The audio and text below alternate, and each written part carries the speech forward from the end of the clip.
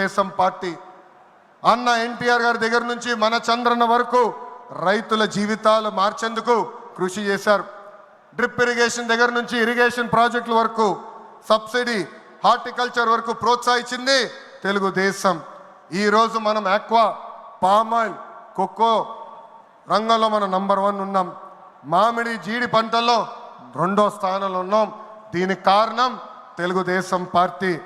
అన్నదాతకు తెలుగుదేశం ఎప్పుడు అండగా ఉంటుంది.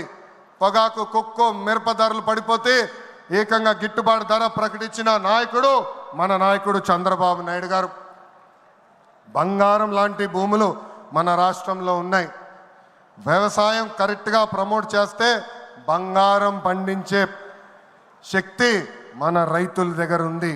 అందుకే అన్నదాతకు అండగా అనే విధానాన్ని మనం అమలు చేయాలి. ఆ రోజు నాకు మనసుకు దగ్గర ఉండేది కార్యకర్తలే అధినేత.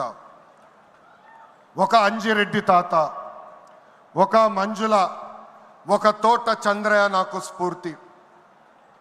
ఆనాడు పొంగనూరు నియోజకవర్గంలో అంజిరెడ్డి తాత స్థానిక సంస్థ ఎన్నికల్లో నామినేషన్ వేసేదానికి వెళ్తే ఆనాటి పాలకులు అడ్డం తిరిగారు.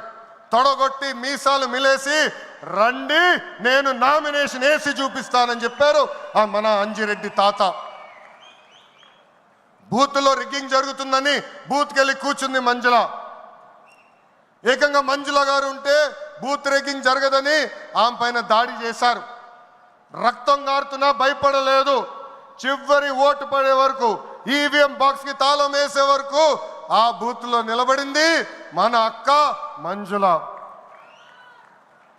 ఇంకా తోట చంద్రయ్య గారి గురించి ఎంత చెప్పినా తక్కువే. మనందరం చూసాం నడి వీధిలో ఆనాటి పాలకులు తరిమి తరిమి కొట్టారు. ఏకంగా డివైడర్ పెట్టి కత్తిని గొంతుకు పెట్టారు. ఒక్కసారి వాళ్ళ నాయకుడికి జై చెప్పమంటే జై తెలుగుదేశం, జై చంద్రబాబు నాయుడు అని చెప్పి ప్రాణాలు పోగొట్టుకున్నాడు తోట చంద్రయ్య.